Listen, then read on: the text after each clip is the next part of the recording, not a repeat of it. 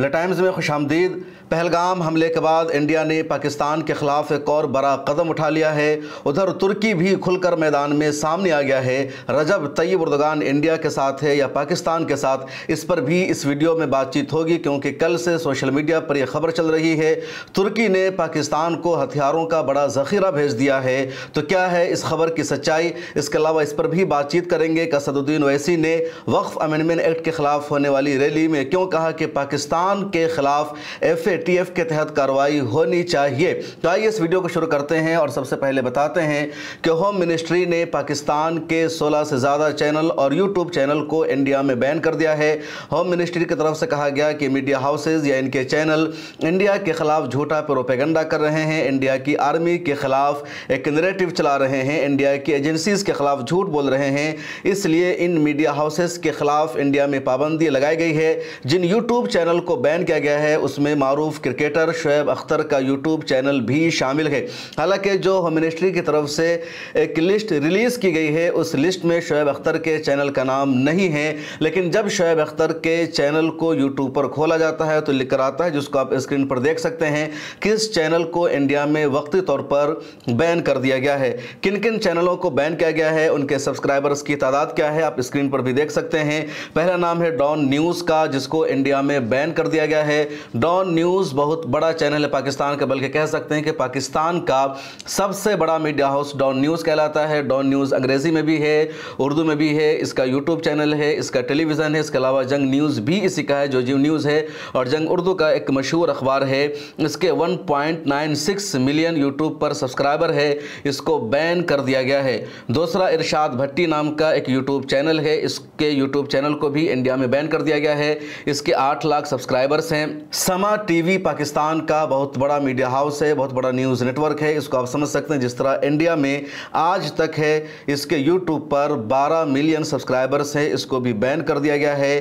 پاکستان کا ایک اور بڑا میڈیا ہاؤس ہے ARY نیوز، اس کے یوٹیوب پر 14 ملین سبسکرائبرز ہیں، اس کے یوٹیوب کو بھی انڈیا میں بین کر دیا گیا ہے۔ بول نیوز بھی پاکستان کا بہت بڑا میڈیا ہاؤس ہے، یوٹیوب پر اس کے 7 ملین سبسکرائبرز ہیں، اس کو بھی انڈیا میں بین کر دیا گیا ہے۔ رفتار نام کا ایک یوٹیوب چینل ہے، اس کے 8 لاکھ سبسکرائبرز ہیں، اس کو بھی انڈیا میں بین کر دیا گیا ہے۔ دا پاکستان ریفرنس نام کا ایک یوٹیوب چینل ہے، اس کے 2,88,000 سبسکرائبرز ہیں، اسے بھی بین کر دیا گیا ہے۔ جیو نیوز جو بہت بڑا میڈیا ہاؤس ہے، جس طرح انڈیا ٹوڈے گروپ ہے یا کہہ لیجئے ABP نیوز گروپ ہے، ٹائمز گروپ ہے، اس طرح کا جیو نیوز ہے، تو اس کو بھی بین کر دیا گیا ہے۔ انڈیا میں 18 ملین اس کے یوٹیوب پر سبسکرائبر ہیں۔ اس کے علاوہ سما اسپورٹس کا الگ سے یوٹیوب چینل ہے، 73,000 اس کے سبسکرائبرز ہیں، اسے بھی بین کر دیا گیا ہے۔ JNN یوٹیوب چینل ہے، اس کو بھی بین کر دیا گیا ہے، 3 ملین سے زیادہ اس کے سبسکرائبرز ہیں۔ عزیر کرکٹ نام کا ایک چینل ہے یوٹیوب پر، اس کو بھی بین کر دیا گیا ہے، 2,88,000 اس کے سبسکرائبرز ہیں۔ عمر شیما ایکسکلوزیو نام سے یوٹیوب چینل ہے، اس کے بھی 1,25,000 سبسکرائبرز ہیں، بین کر دیا گیا ہے۔ اسما شیرازی نام کا یوٹیوب چینل ہے، 1,33,000 سبسکرائبرز ہے، بین کر دیا گیا ہے۔ منیب فاروقی کا یوٹیوب چینل ہے، 1,65,000 سبسکرائبرز ہیں، اسے بھی بین کر دیا گیا ہے۔ سنو نیوز HD کر کے ایک یوٹیوب چینل ہے، اس کے 1.36 ملین سبسکرائبرز ہیں، اسے بھی بین کر دیا گیا ہے۔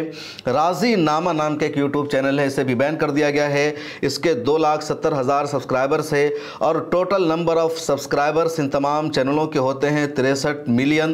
تو ان تمام چینلوں کو انڈیا میں بین کر دیا گیا ہے۔ اس کے علاوہ شعیب اختر کا چینل بھی بین کر دیا گیا ہے، جس کا نام اس میں شامل نہیں ہے، اور انڈیا کی طرف سے پاکستان کے خلاف یہ بڑا ایکشن مانا جا رہا ہے۔ اس سے پہلے انڈیا نے پاکستان کے خلاف جو ایکشن لے رکھا ہے اس کی تفصیل آپ جانتے ہیں، اور پاکستان نے بھی انڈیا کے خلاف جوابی کارروائی کر رکھی ہے۔ اب آئیے جانتے ہیں کہ ترکیہ اس جنگ میں کیا کردار ادا کر رہا ہے۔ میڈیا کو آپ دیکھیں گے، اخبارات کو دیکھیں گے تو آپ کو یہی لگے گا انڈیا اور پاکستان میں جنگ بہت جلد ہونے والی ہے۔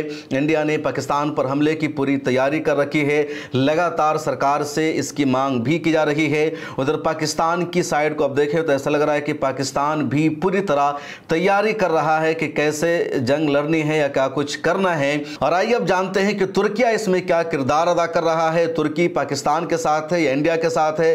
कल से खबर गर्दिश कर रही थी कि तुर्की ने पाकिस्तान को हथियारों का बड़ा ज़ख़ीरा भेजा है। पाकिस्तान के कराची एयरपोर्ट पर C-130 नाम के 6 प्लेन लैंड करते हैं और ये 6 के 6 कार्गो जहाज़ हथियारों से भरे हुए हैं। उनमें राइफल है, उनमें बारूद है, उनमें बम है, उसके अलावा दूसरे हथियार हैं, दूसरा मवाद पाया गया है। टाइम्स ऑफ इंडिया ने इस खबर को शाये किया, कई दूसरे मीडिया हाउसेज ने इस खबर को शाये किया और जैसे खबर सामने आती है इंडिया में तुर्किया के बायकॉट की अपील की जाती है। कहा जाता है ट्विटर पर कि टर्किश टूरिज्म का इंडिया को बायकॉट करना चाहिए। इंडियंस को तुर्की में टूरिज्म के लिए, सैर व सियाहत के लिए नहीं जाना चाहिए।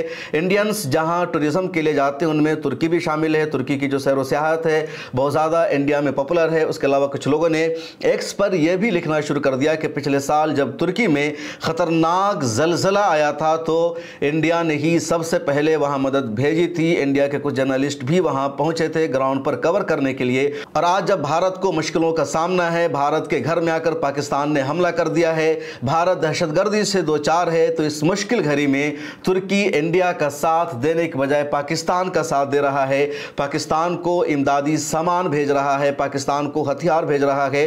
ट्विटर पर एक अकाउंट है रजब तैयब एर्दोगान के नाम से उसको चलाया जाता है, उस पर भी ये कहा गया कि तुर्किया ने पाकिस्तान को मदद भेजी है। लेकिन आज तुर्की की वजारत खारजा ने इस खबर की तरतीब की है। TRT वर्ल्ड ने अपने ट्विटर हैंडल पर इस खबर को भी शाये किया जिसमें कहा गया कि तुर्की ने पाकिस्तान को किसी तरह का कोई हथियार नहीं भेजा है, न तुर्किया ने पाकिस्तान को कोई जंगी मदद फराहम की है, बल्कि कल कराची एयरपोर्ट पर सिर्फ इतना हुआ कि तुर्की का एक एयरपोर्ट पाकिस्तान के कराची एयरपोर्ट पर लैंड करता है, उस जहाज़ में तेल भरा जाता है और रिफ्यूलिंग के बाद तेल भर जाने के बाद दोबारा वो जहाज़ वहाँ से उड़ जाता है। उस जहाज़ में कोई भी जंगी साजो सामान नहीं था, कोई भी हथियार नहीं था।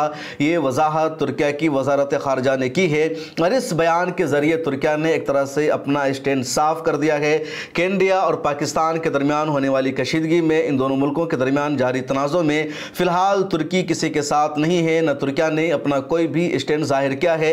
हालांकि जब कश्मीर की बात होती है तो अमूमन तुर्की पाकिस्तान को सपोर्ट करता है, पाकिस्तान का साथ देता है। जब आर्टिकल 370 को हटाया गया था तो तुर्की ने पाकिस्तान का साथ दिया था और इसकी मजम्मत की थी। हालांकि इंडिया और तुर्की के दरमियान भी गहरे रिश्ते हैं। तुर्किया के सदर रजब तैयब एर्दोगान इंडिया का दौरा कर चुके हैं। हालांकि पिछले 11 सालों में अभी तक नरेंद्र मोदी ने तुर्की का एक भी दौरा नहीं किया और उसकी बुनियादी वजह यही है कि जब दोनों ममालिक के दरमियान तनाज़ो होता है तो तुर्की इंडिया के साथ खुलकर आने के बजाय पाकिस्तान को सपोर्ट करता है। और आइए अब बताते हैं कि असदुद्दीन ओवैसी ने यह नई मांग क्या की है।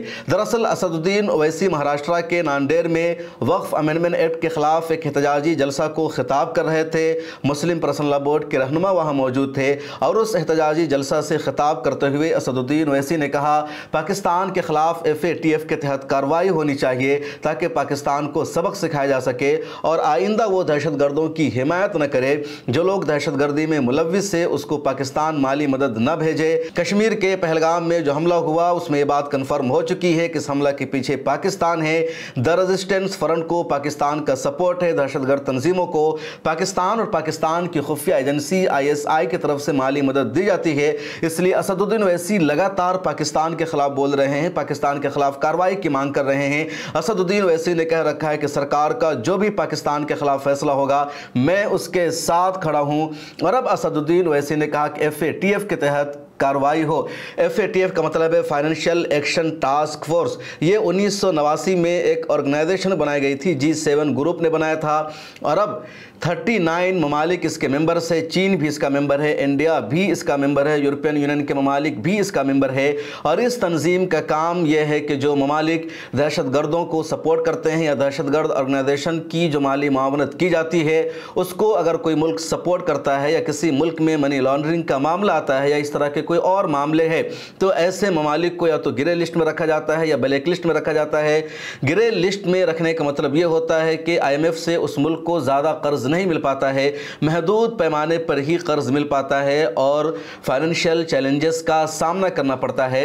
और अगर ब्लैक लिस्ट में किसी मुल्क को FATF के तहत रख दिया जाता है तो फिर उसको कहीं से कोई भी माली मदद नहीं मिल पाती है, दूसरे ममालिक भी उसके साथ तिजारत नहीं कर पाते हैं। पाकिस्तान FATF के तहत ग्रे लिस्ट में पिछले 6 सालों से रह चुका है। 2016 से 2022 तक पाकिस्तान FATF की लिस्ट में रहा है और 2022 में इसको हटाया गया। ग्रे लिस्ट का मतलब यही है कि फाइनेंशियल चैलेंजेस का सामना करना पड़ता है, IMF से कर्ज ज़्यादा नहीं मिल पाता है। ईरान को ब्लैक लिस्ट में रखा गया क्योंकि ईरान के ऊपर अमेरिका ने कई सारी पाबंदियाँ लगा रखी है। इसराइल ईरान का शदीद दुश्मन है, इसके बावजूद ईरान पर कुछ फ़र्क नहीं पड़ा। तो असदुद्दीन ओवैसी ने यही मांग की कि पाकिस्तान को ग्रे लिस्ट के तहत रखा जाए FATF में, ताकि पाकिस्तान आइंदा दहशतगर्दों की माली मुआवनत न करे। इधर चीन का भी एक बड़ा मामला सामने आ गया है। चीन और इंडिया के भी अच्छे रिश्ते हैं, लेकिन इस दरमियान यानी इंडिया और पाकिस्तान के दरमियान जारी कशीदगी में चीन का जो रवैया है वो पाकिस्तान को सपोर्ट करने वाला लग रहा है। दरअसल पाकिस्तान के वज़ीर-ए-आज़म शहबाज शरीफ ने कल एक बयान जारी किया। उनके वज़ीर ख़ारजा और उनके वज़ीर दिफ़ा ने भी यही कहा कि इंडिया का पाकिस्तान पर जो इल्ज़ाम है कि पहलगाम हमला के पीछे पाकिस्तान है, द रेजिस्टेंस फ्रंट को और दहशतगर्दों को पाकिस्तान ने सपोर्ट किया है, तो हमारी मांग यह है कि चीन और रूस की सालिसी में इस पूरे मामला की इन्वेस्टिगेशन कराई जाए, जाँच कराई जाए, तहक़ीक़ कराई जाए, ताकि पता चल सके कि सच्चाई क्या है, हकीकत क्या है और पाकिस्तान इस हमले के पीछे है या नहीं है, जो हमला आवर हैं उनका पाकिस्तान से कोई ताल्लुक़ है या नहीं है। तो पाकिस्तान की मांग ये थी कि चीन और रूस की सालिसी में इस पूरे मामले की जांच कराई जाए। पाकिस्तान के नायब वज़ीर-ए-आज़म ने चीन के वज़ीर ख़ारजा से बातचीत भी की थी और आज ये खबर सामने आई है। BBC ने चीन के अखबार के हवाले से इस खबर को शाये किया है कि चीन ने अपनी रजामंदी का इजहार कर दिया है। चीन ने कहा कि वो तैयार है, पाकिस्तान और इंडिया के दरमियान सालिसी कराने के लिए चीन तैयार है, पहलगाम टेरर अटैक की जांच करने के लिए। तो एक बड़ा बयान चीन की तरफ से सामने आ गया है। पहलगाम टेरर अटैक की चीन ने भी मजम्मत की है, दुनिया के दूसरे मुल्कों ने भी मजम्मत की है, लेकिन चीन ने पाकिस्तान की दरखास्त पर एक तरह से लब्बैक कह दिया है। दोनों मुल्कों के दरमियान कशीदगी और तनाज़ो जारी है। इस हवाले से जो अहम खबर थी, जो अहम अपडेट थी, वो मैंने आपको देने की कोशिश की है। इस वीडियो में इतना ही, मुझे दीजिए इजाज़त। मिल्लत टाइम्स को जारी रखने और मजबूत बनाने के लिए हमारी आर्थिक सहायता कीजिए। ये एक आजाद मीडिया हाउस और कमजोरों की आवाज है। आप हमें देखें, सुने, पढ़ें और हर महीने ज्यादा नहीं, सिर्फ 100 रुपए से मदद करें। डिटेल्स डिस्क्रिप्शन में मौजूद हैं।